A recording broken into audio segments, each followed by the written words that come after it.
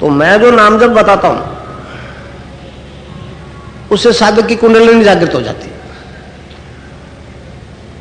कुंडलिनी शक्ति रीढ़ के आखिरी हिस्से में 3.5 आंटों में सुसुप्ति में है, अचेतन रहती है। मनुष्य योनि में ही वो चेतन हो सकती है, क्योंकि ये पूर्ण योनि है और सब भोग के लिए आती है। जीव ये दोराहे पे खड़ा है, ये ऊर्ध्वगमन नहीं कर सकता है, अधोगमन नहीं कर सकता है। उत्थान और पतन के रास्ते पे मनुष्य है, तो अपनी सारी शक्तियों को चेतन कर ले, ऊर्ध्वगमन शुरू हो जाता है। अधोगमन में फिर वही 84 लाख योनि वाला हिसाब आ जाता है। तो मनुष्य योनि में ही वो जागृत हो सकता है। अब कई लोग कह देते हैं क्या पता लगेगा कुंडलिनी जागृत हो गई। भाई जब पता ही नहीं लगे तो फिर सोए रहने दो, क्यों इस झंझट में फंसते हो भाई। आपको क्या दुनिया को पता लगेगा ये क्या होगा? एक क्रियात्मक परिवर्तन आएगा, आश्चर्यजनक रिजल्ट मिलेगा। सारे शारीरिक रोग खत्म हो जाएंगे, सारे मानसिक रोग खत्म हो जाएंगे, सभी नशों से सहज में मुक्ति हो जाएगी। और ये जो परिवर्तन आएगा ठोस फिलोसफिकल ग्राउंड्स पर आएगा, दार्शनिक आधार पर आएगा, कल्पना पर नहीं आएगा। इसमें कल्पना की कोई गुंजाइश नहीं हमारे धर्म में। करवाई जा रही है, मैं जानता हूं, मगर रिजल्ट क्या है? अब 2 प्रकार से ये योग चल रहा है। एक तो नाथ संप्रदाय के सन्यासी, वो श्वास पे जोर देते हैं, वो हठ योगी कहलाते हैं। वो श्वास को अंदर खींच के रोक लेते हैं। जब तक श्वास रुका रहता है तो मन स्थिर रहता है, ये बात ठीक है। मगर जो ही श्वास चला कि मन चलायमान हो जाता है। पार नहीं पड़ रही है नाथ होगी। इसमें गुरु जो है मन को रोकता है। गुरु क्या है? ये शरीर गुरु नहीं हो सकता। गुरु तो अजर अमर है, अनादि अनंत है। ये नाथ जी थे, उनकी कृपा हो गई, इसलिए भी ये परिवर्तन आ रहा है। गुरु तो वो थे। मुझे तो आदेश है बांटने का, बांट रहा हूं। आपकी तरह गृहस्थी व्यक्ति हूं, कोई विशिष्ट व्यक्ति नहीं हूं भैया, मैं महान व्यक्ति नहीं। और व्यवस्था चल रही है कि मैं को ऊपर बिठा दिया, आप नीचे बैठ गए, तो मैं मान नहीं हो गया, आप छोटे नहीं हो। ये तो एक व्यवस्था शुरू से चली आ रही है। तो जो परिवर्तन मुझ में आया वो मानव मात्र में आएगा। मनुष्य मनुष्य है, और मैंने लाखों को ये परिवर्तन मूर्त रूप से करवा के बता दिया। तो गुरु में गुरुत्वाकर्षण होता है, इसलिए गुरु का यहां ध्यान करवाया जाता है। अगर गुरुत्वाकर्षण है तो मन रुक जाएगा, और नहीं तो भाई प्रोफेशनल है तो फिर जीवन भर आंख बंद किए बैठे रहो, गुरु को भेंट चढ़ाते रहो, कुछ नहीं होना। मैं तो कह देता हूं दूसरा गुरु बदल लो। गुरु रोक लगाता है, मुझे यहां आके पता लगा। दूसरा गुरु धारण करके पता नहीं क्या हो जाएगा, नरक में चला जाएगा, द्रोह हो जाएगा। मैं तो मेरे शिष्य को कहता हूं 100 और बना लो, मुझे कोई परेशानी नहीं। 2 विद्याएं, अपरा और परा। अपरा विद्या में पहली क्लास से लेकर एमए तक कितने गुरु बदलते हो। ये परा विद्या, ये पैरासाइकोलॉजी है, इसमें भी गुरुओं के स्टेजेस अलग अलग है। तो रोक लगाने वाले बात मेरे समझ में नहीं आती। मैं नहीं लगाता रोक, मैं तो कहता हूं 100 गुरु और बना लो, कोई परेशानी नहीं। दत्तात्रेय जी ने कितने बनाए थे। तो इस प्रकार यहां गुरु का ध्यान करता है और नाम जब चल रहा है, इससे आगे आपकी ड्यूटी खत्म है। अब बताने वाले ने जो बताया है उसमें अगर सच्चाई है तो आगे का काम शुरू हो जाएगा, और नहीं तो जीवन भर आंख बंद किए बैठे रहो भैया, कुछ नहीं। ये 2 प्रकार है। अब ध्यान जो है उसके लिए एक ही शर्त है कि सुबह सुबह नहा धो करके सूर्योदय से पहले हो तो बहुत अच्छा। नहाने की सुविधा नहीं है, बिना नहाए भी बैठ सकते हो। किसी पे बैठ जाइए, जमीन पे बैठ जाइए, आसन बिछा लीजिए, किधर ही मुंह कर लीजिए, कोई नहीं फर्क पड़ता। भगवान कोई एक ही दिशा में नहीं बैठा है, वो तो सर्वत्र है, सर्वज्ञ है।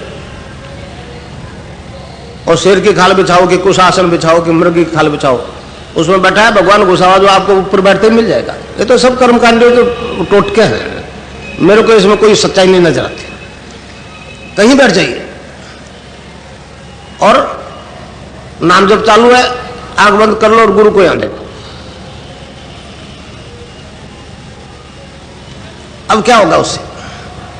जो मैं आपको नाम बताऊंगा वो चेतन मंत्र है, एनलाइटेड है, उसमें प्राण प्रतिष्ठा की हुई है, असंख्य गुरुओं की कमाई है उसमें। मैं तो लुटाने निकला हूं दोनों हाथों से, समझे नहीं समझे? तो उससे नाम जब से आपकी कुंडलिनी जागृत हो जाएगी। अब कुंडलिनी शक्ति रीढ़ की हड्डी का आखिरी हिस्से में रहती है, 3.5 आंटे लगा करके सुसुप्ति में रहती है, अचेतन रहती है। जब वो जागृत हो जाएगी, चेतन हो जाएगी, तो सीधी ऊपर मुंह करके सुषुम्ना में खड़ी हो जाएगी। अब वो यहां पहुंचना चाहेगी सहस्रार में, क्योंकि शिव और शक्ति का मिलन ही तो मोक्ष है। पृथ्वी तत्व का आकाश तत्व में लय होना ही मोक्ष है। अब वो ऊपर बढ़े कैसे? मैंने आपको पहले बताया कि ये भौतिक साइंस से भी करेक्ट साइंस है। भौतिक साइंस तो अब अधूरी है, ये एक पूर्ण साइंस है। अब जिस तरह से आप एक रॉकेट देखते हो, ऊपर जाता है, नीचे स्पार्क होता है, झटका लगता है तो ऊपर खिसकता है, उसी प्रकार कुंडलिनी को भी ऊपर खिसकाया जाएगा। तो योग में 5 प्रकार के वायु कहे हैं मोटे तौर से: प्राण, अपान, समान, उदान और व्यान। हर एक वायु का शरीर में अलग अलग हिस्सों में काम होता है, 500 का। अपान वायु जो है वो नाभि से नीचे के डिस्चार्जेस को शरीर से बाहर फेंकते हैं, गंदगी को बाहर फेंकते हैं। जब तक अपान वायु ऊपर नहीं उठेगा, कुंडलिनी नहीं उठेगी, क्योंकि रीढ़ की हड्डी आखिरी हिस्से में। तो योग में 3 प्रकार के बंध लगते हैं। जिस योग की बात मैं कर रहा हूं उसमें साइंस वालों के लिए बड़ी समस्या पैदा करती है। उसका संचालन कुंडलिनी स्वयं करती है। वह चेतन सत्ता मनुष्य का शरीर, मन, प्राण, बुद्धि अपने वश में कर लेती है और सारी योगी क्रियाएं स्वयं करवाती। साधक उसको रोक नहीं सकता, न कर सकता है। वो तो आंख बंद किए या गुरु को देख रहा है, दृष्टा भाव से देख रहा है क्या हो रहा है। जो मूवमेंट हो रहा है उसको रोक नहीं पाता। मैंने हजारों इंजीनियर, डॉक्टर्स को, विज्ञान के लोगों को मैंने कहा, आप अगर सच्चाई जानना चाहते हो तो आओ, और सबको हो गया, लाखों को हो रहा है। तो ये पतंजलि योग में वर्णित योग है। भारतीय योग दर्शन त्रिविधि ताप शांत करने की बात करता है: आदिदेहिक, आदिभौतिक, आदिदेविक। अंग्रेजी भाषा में फिजिकल डिजीज, मेंटल डिजीज और स्पिरिचुअल डिजीज। इससे बाहर कोई बीमारी नहीं होती।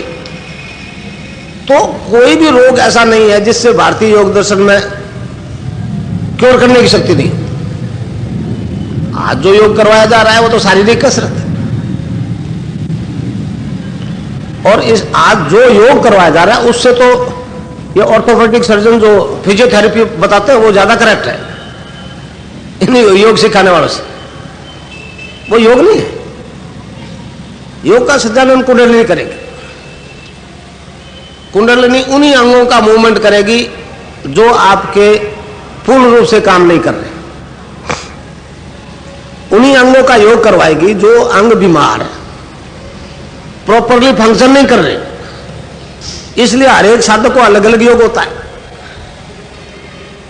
किसी कोई गड़बड़ है, किसी कोई गड़बड़ है, तो उस सिस्टम को, फिजिकल बीमारियों को ठीक करने के लिए कुंडलिनी योग करवाती है।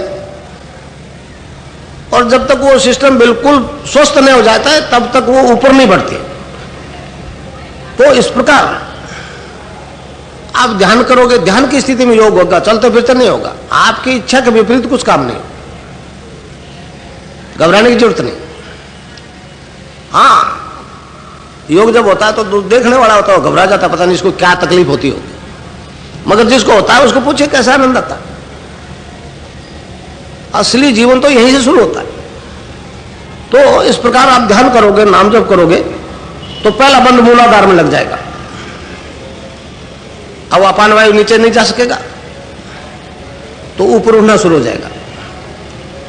खास तौर से रीढ़ की हड्डी की कसरत करवाई जा रही है, क्योंकि सुषुम्ना में से, सुषुम्ना जो है कि अंदर से उसको जाना है, और यहां से सुषुम्ना जुड़ी हुई है। सुषुम्ना में एक रोम भी ऐसा नहीं जो इससे जुड़ा हुआ नहीं है सुषुम्ना से। एक रोम को आप खींचो, दर्द होगा। दर्द यहां होता है, यहां, और कहीं नहीं होता है। डॉक्टर रीढ़ की हड्डी में इंजेक्शन लगा देते, नीचे का पोर्शन काट दो, दर्द नहीं होता, क्योंकि यहां से डिस्कनेक्ट हो गया।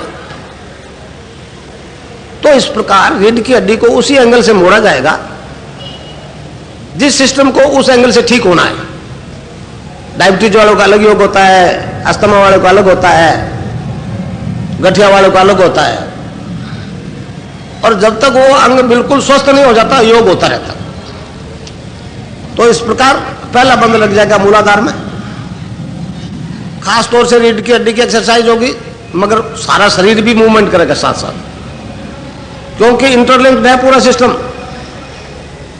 जो ही नाभि से ऊपर गई कुंडलिनी, दूसरा बंद लग जाएगा, ऑटोमेटिक लगेगा। आप चाह के वो बंद लगा ही नहीं सकते। आप चाहे कितने मोटे हो, नाभि जो है रीढ़ की हड्डी से चिपकती। उसके बाद में ऊपर उठती उठती कुंडलिनी जब यहां से ऊपर उठ जाएगी, कंठकूप कहते हैं इसको, तो तीसरा बंद लग जाएगा, इसे कहते हैं जालंधर बंद। अब इसके बाद में यहां से ऊपर के पोर्शन की, ऊपर के हिस्से की रीढ़ की हड्डी की कसरत पॉसिबल नहीं है, संभव नहीं, तब फिर प्राणायाम शुरू होता है।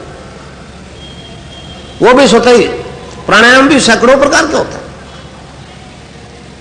योग की पुस्तकों में बहुत थोड़े से दिए हुए, आसन भी बहुत थोड़े से दिए हुए, सैकड़ों प्रकार के अलग अलग आसन होते हैं, अलग अलग अंग विशेष की बीमारी को ठीक करने के लिए। तो जब फिर प्राणायाम शुरू हो जाता है, प्राणायाम जब पूर्ण कुंभक हो गया तो कुंडलिनी एक झटके से आज्ञा चक्र से ऊपर चली जाती है, फिर साधक समाधिस्थ हो जाता है। तो ये योग होना जरूरी नहीं सबको। अगर शारीरिक दृष्टि से आप फिट हो, कोई बीमारी नहीं है, तो योग नहीं होगा। अगर कोई थोड़ी सी भी गड़बड़ है, उसको ठीक करने के लिए योग होगा। तो इस प्रकार जो योग होता है, उससे मनुष्य के सारे शारीरिक रोग ठीक हो रहे, व्यवहारिक रूप से हो रहे, कथा वाचन नहीं निकला।